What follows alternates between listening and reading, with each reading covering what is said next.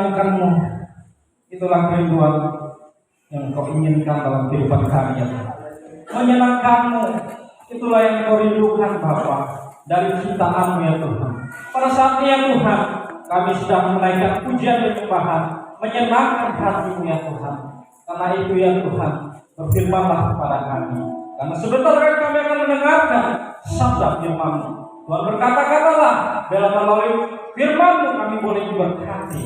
Kami hancurkan segala kuasa ini setan roh jahat yang ingin mengganggu, ingin mencuri firman-Mu ketika diberitakan. Kami hancurkan di dalam nama Yesus Kristus. Saat firman diberitakan, bela mujizat Tuhan terjadi bagi jemaat Tuhan di tempat ini. Yang sakit boleh disembuhkan, yang mengalami masalah diberikan jalan keluar oleh Tuhan. Terima kasih Tuhan, kami sudah siap untuk mendengar firman-Mu. Dalam nama Yesus kami berdoa dan bersyukur. Yang percaya katakan Shalom. Lambaikan tangannya yang diberkati oleh Tuhan. Mari kita berikan tepuk tangan yang meriah lagi buat Tuhan kita Yesus Kristus. Haleluya. Bapak Ibu Saudara yang dikasih Tuhan, kita akan membaca satu bagian firman Tuhan di dalam Kejadian pasal 37 ayat 5 sampai 11. Pada suatu kali bermimpilah Yusuf. Lalu mimpinya itu diceritakannya kepada saudara-saudaranya. Sebab itulah mereka lebih benci lagi kepadanya. Karena katanya kepada mereka, coba dengarkan mimpi yang kumimpikan ini. Tampak kita sedang di ladang mengikat berkas-berkas gandum. Lalu bangkitlah berkasku dan tegak berdiri. Kemudian datanglah berkas-berkas kamu sekalian mengelilingi dan sujud menyembah kepada berkas itu. Lalu saudara-saudaranya berkata kepadanya, apakah engkau ingin menjadi raja atas kami? Apakah engkau ingin berkuasa atas kami? Jadi makin bencilah mereka kepadanya karena mimpinya dan karena perkataannya itu. Lalu ia memimpikan pula mimpi yang lain yang diceritakannya kepada saudara-saudaranya. Katanya, aku bermimpi pula, tampak matahari, bulan, dan 11 bintang sujud menyembah kepadaku. Setelah hal ini diceritakannya kepada ayah dan saudara-saudaranya, maka ia ditegur oleh ayahnya. Mimpi apa mimpimu itu? Masakan aku dan ibumu menyembah, dan ibumu serta saudara-saudaramu sujud menyembah kepadamu sampai ke tanah. Maka iri hatilah saudara-saudaranya kepadanya, tetapi ayahnya menyimpan hal itu dalam hatinya. Bapak Ibu Saudara yang dikasih Tuhan, pada saat malam ini saya akan memberikan tema, wujudkan mimpimu bersama Tuhan sampai menjadi kenyataan. Wujudkan mimpimu bersama Tuhan sampai menjadi kenyataan. Bapak Ibu Saudara yang dikasih Tuhan, saya percaya setiap manusia pasti pernah mimpi atau bermimpi. Ya, biasanya kalau anak-anak yang masih bersekolah, mimpinya itu yang manis-manis, mimpinya pengen ketemu sama pacar. Ya, mimpi, oh sayangku, mimpi kawan kami luar biasa ya. Biasa mimpi, oh sayangku begini-gini. Itu mimpi menghayal karena masih sekolah, ya, menghayal kemana-mana. Dan ada lagi mimpi ketemu hantu, ya. Biasanya mimpi yang baik-baik, senang hati. Tapi kalau mimpi yang jelek, ketemu hantu, ketemu genderuwo dan sebagainya. Bapak Ibu, sampai saat ini saya mimpinya banyak sekali macam, ya. Pernah waktu masih sekolah mimpi ketemu orang bule. Nah, jadi akhirnya saya punya tekad untuk cari pacar orang bule, ya. Orang bule, kalau bahasa Jawanya bule ya. Ya, ketemunya bule, ya, orang Jawa, ya. Pengen pacar orang Barat bule. Makanya saya belajar bahasa Inggris, tapi sampai sekarang bahasa Inggrisnya nggak bisa. Luar biasa ya. Pengen pacarnya orang bule, bahasa Inggris nggak bisa. Itu namanya ngaul, ya. Tapi saya bahasa Dayak, ya, orang bahasa bule, ya. Pak Islamnya asik gak? Kacau nih, ya. Sama-sama nggak ngerti. Mari Bapak Ibu saudara yang kasih Tuhan, sebetulnya apa sih itu mimpi? Mimpi adalah pengalaman di bawah sadar kita, ya, bisa melalui penglihatan, ya. Kita mimpi, mata kita pejam, tapi kita seolah melihat sesuatu. Melalui pendengaran, kita sedang tidur mendengar bisikan, ya. Kita melalui perkataan, ada orang tiba-tiba ngomong, ya, Muhammad kami. Jadi Bapak Ibu Saudara, mimpi ini bisa menjadi suatu kenyataan, bisa juga tidak. Tergantung bagaimana kita menanggapinya. Tetapi pada saat malam ini kita mau belajar dari kisah Yusuf, di mana dia mimpi. Mimpinya ini menjadi sebuah kenyataan. Mimpi atau penglihatan yang kita dapatkan dari Tuhan itu pasti menjadi sebuah kenyataan. Ya, karena apa? Mimpi yang diwujudkan bersama Tuhan pasti menjadi sebuah kenyataan. Jadi Bapak Ibu Saudara yang kasih Tuhan, kita melihat seorang Yusuf pada waktu itu dia mendapatkan visi dari Tuhan ketika dia berumur 17 tahun. Sangat-sangat muda dan masih muda sekali, sangat tampan. Yang pertama yang dialami oleh Yusuf adalah dia bermimpi tampak berkas-berkas gandum, ya, tampak mereka sedang mengikat berkas-berkas gandum, lalu bangkit berkasnya dan tegak berdiri.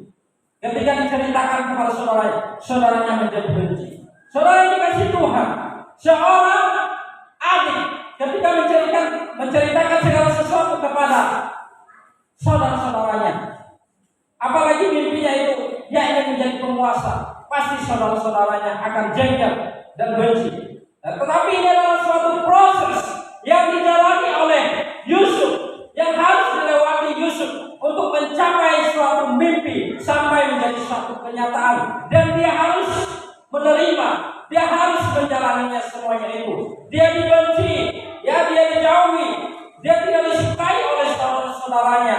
Bahkan yang lebih menyakitkan lagi, dia hampir dibunuh. Saudara-saudaranya bersepakat untuk membunuh Yusuf. Tetapi ini harus dilewati. Sejauh mana Yusuf bertahan? Bapak Ibu Saudara yang dikasihi Tuhan, kalau saudara kita saja kita tidak lagi percaya, tidak bisa membantu kita, pasti kita merasa sedih, pasti kita merasa kecewa, bahkan kita pasti akan mengakhiri hidup. Karena kebanyakan orang seperti itu tidak bisa dia menceritakan sesuatu kepada orang lain tidak mendengar, dia kecewa dan dia berdiri. Tetapi Yusuf dia menjalani semuanya itu, proses demi proses, sampai akhirnya dia dijual kepada orang Ismail. Ya, saudara-saudara mengangkatnya dari sumur, dia dijual. Lalu masalah yang kedua dialami oleh Yusuf adalah orang Israel. Dia difitnah. Seorang yang tampan, seorang yang ganteng difitnah oleh istrinya Potifar. Dia difitnah, padahal dia tidak melakukan apa-apa. Dia dituduh memperkosa istrinya Potifar. Akhirnya dia dijebloskan ke dalam penjara. Saudara-saudara sudah difitnah, ya, dijebloskan ke dalam penjara. Ini adalah sesuatu hal yang menyedihkan, yang membuat Yusuf harus bisa melewatinya, proses demi proses, sampai firman Tuhan, sampai mimpinya menjadi suatu kenyataan. Saudara-saudara yang dikasihi Tuhan, ketika peristiwa demi peristiwa terjadi, tiba saatnya mimpi yang dialami oleh Yusuf menjadi suatu kenyataan. Mimpinya menjadi suatu kenyataan, di mana ada suatu masalah peristiwa yang terjadi di tanah Mesir pada waktu itu, di mana mengalami peristiwa kelaparan. Ya, Raja Mesir mengalami mimpi, kemudian dia tidak bisa menerjemahkan, dia menjadi gelisah. Kemudian Yusuf diundang untuk menerjemahkan mimpi itu. Kemudian di pasal 41 ayat yang ke-38 saya akan baca. Lalu berkatalah Firaun kepada para pegawainya, mungkinkah kita mendapatkan orang seperti ini, seorang yang penuh dengan roh Allah? Kata Firaun kepada Yusuf, oleh karena Allah telah memberitahukan ke semuanya ini sekarang. Tidaklah ada orang yang demikian berakal budi dan bijaksana seperti engkau. Engkaulah menjadi kuasa atas istanaku. Yang pertama, mimpinya mulai menjadi kenyataan. Dia menjadi berkuasa. Dia menjadi orang nomor 2 ya atas Raja Firaun. Ini bukan suatu hal yang main-main. Berawal dari mimpi sampai menjadi kenyataan. Yusuf menjadi orang nomor 2 di kerajaan Mesir pada waktu itu. Dia dipercayakan segala sesuatu untuk mengatasi masalah yang sedang terjadi di Mesir pada waktu itu. Saudara-saudara yang dikasihi Tuhan, jangan main-main dengan sebuah mimpi. Kalau kita bermimpi tentang hal-hal yang jahat, kita harus mematahkan kutub itu. Karena kadang-kala mimpi bisa menjadi sebuah kenyataan. Ya, ketika kita mimpi yang membuat kita tidak bisa tidur nyenyak, yang membuat hati kita gelisah, cepat-cepat patahkan di dalam nama Yesus. Karena apa? Itu akan membuat pikiran kita terganggu, membuat kita tidak bisa melakukan segala sesuatu, tidak bisa bekerja dengan baik. Akhirnya apa, Bapak Ibu Saudara? Kita memotor pun tidak konsentrasi. Bapak Ibu Saudara, mimpi Yesus yang pertama menjadi sebuah kenyataan. Dia menjadi raja atas Mesir dan dipercayakan oleh Raja Firaun memimpin, mengendalikan segala sesuatu yang terjadi untuk mengatasi masalah yang ada di Mesir pada waktu itu. Kemudian mimpi Yesus yang kedua. Lalu ia memimpikan pula mimpi yang lain yang diceritakannya kepada saudara-saudaranya. Katanya, aku bermimpi pula tanpa matahari, bulan, dan 11 bintang sujud kepadaku. Dia bermimpi pula dan ceritakan saudara-saudaranya semakin benci. Ini artinya bahwa bahkan segala penjuru akan datang kepadanya, sujud menyembahnya, termasuk saudara-saudaranya. Akhirnya menjadi kenyataan. Apakah Yesus sadar dengan kejadian itu? Dia baru menyadari setelah terjadi kelaparan. Saya akan baca bagi kita semua di ayat 42. Sementara itu telah menjadi mangku bumi. Sementara itu Yusuf telah menjadi mangku bumi di negeri itu. Dialah yang menjual gandum kepada seluruh rakyat negeri itu.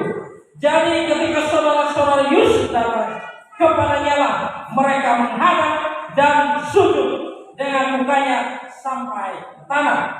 Ketika Yusuf melihat saudara-saudaranya, segeralah mereka dikenalnya. Bapak Ibu Saudara yang dikasihi Tuhan, mimpi ini menjadi sebuah kenyataan. Ketika terjadi suatu peristiwa kelaparan di tanah Mesir, saudara-saudaranya datang ke Mesir untuk mencari gandum. Dan ketika Yusuf melihat mereka sujud menyembah sampai ke tanah. Saudara-saudara yang dikasihi Tuhan, kita tidak tahu apa yang akan terjadi dalam kehidupan kita. Maka dari itu, kita tidak perlu sombong, saudara-saudara yang dikasihi Tuhan. Kita tidak perlu sombong. Tuhan izinkan Yusuf mengalami peristiwa ini supaya dia tidak menjadi sombong. Karena kenapa? Banyak orang ketika sudah menduduki jabatan tinggi sudah lupa dulu, ya, sudah lupa kacangnya, ya, kacang lupa kulit. Dan saudara-saudara yang dikasihi Tuhan, ketika kita sudah berada di posisi yang tinggi, jangan sampai sombong. Karena apa? Kita tidak tahu apa yang akan terjadi dalam kehidupan ini. Mungkin saat ini kita menjadi orang yang tidak dianggap, ya.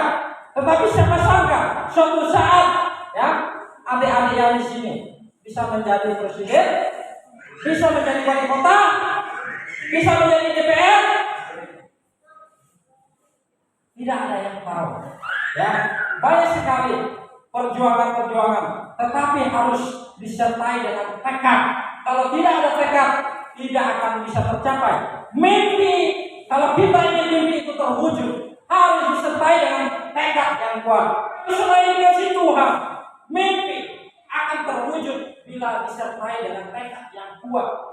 Dan juga tidak hanya tekad yang kuat, saudara dan saya, kalau mau mimpi itu terwujud, harus tetap menjaga kekudusan. Yusuf tetap menjaga kekudusannya meskipun dia dibenci oleh saudara-saudaranya. Dia tetap rendah hati, dan dia ketika bertemu dengan saudaranya, dia tidak benci, dia menangis. Dia menangis mengingat peristiwa yang dialami, perlakuan dari saudara-saudaranya. Dia menangis, bukan membenci. Ketika dia melihat saudara-saudaranya, dia mundur diri. Dia menangis, ya. Saudara-saudara yang dikasihi Tuhan, peristiwa yang begitu menyakitkan ketika saudara-saudara tidak menerima kita dengan baik. Apa ini saudara? Perkataan-perkataan seperti itu akan menggoyangkan iman kita. Tetapi ingat, tetap pada visi, tetap pada misi kita. Wujudkan mimpi itu. Jadi bersama Tuhan tidak ada yang mustahil. Tetapi ingat, tetap menjaga kekudusan. Tanpa kekudusan kita tidak akan sanggup. Seperti Yusuf, dia tetap menjaga kekudusan. Ketika dia digoda, dia tetap menjaga. Bagaimana mungkin aku dapat melakukan dosa sebesar ini? Bapak Ibu Saudara yang dikasihi Tuhan, dosa akan menghambat mimpi kita. Karena itu jangan main-main dengan dosa. Oleh karena itu kita harus wujudkan mimpi itu hanya bersama Tuhan. Mimpi kita itu akan menjadi sebuah kenyataan. Amin. Bapak Ibu Saudara yang dikasihi Tuhan,